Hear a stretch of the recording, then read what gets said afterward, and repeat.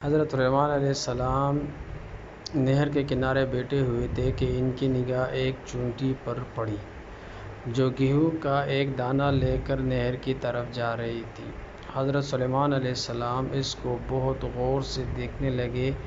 جب چونٹی پانی کے قریب پہنچی تو اچانک ایک مینڈک نے اپنا سر پانی سے نکالا اور اپنا منہ کھولا تو یہ چونٹی اپنے دانہ کے ساتھ اس کے منہ میں چلی گئی۔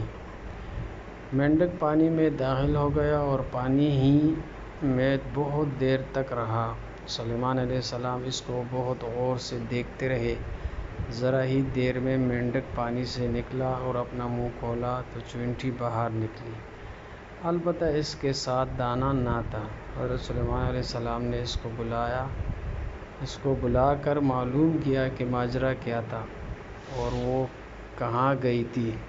اس نے بتایا کہ اے اللہ کے نبی، آپ جو نہر کے تہہ میں ایک بڑا کھوکھلا پتھر دیکھ رہے ہیں، اس کے اندر بہت سے اندھے کیڑے مکوڑے ہیں۔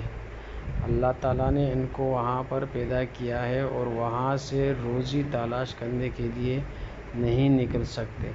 اللہ تعالیٰ نے مجھے اس کی روزی کا وکیل بنایا ہے۔ میں اس کی روزی کو اٹھا کر لے جاتی ہوں اور اللہ نے اس مینڈک کو میرے لیے مسخر کیا ہے تاکہ وہ مجھے لے کر جائے۔ اس کے منہ میں ہونے کی وجہ سے پانی مجھے نقصان نہیں پہنچاتا۔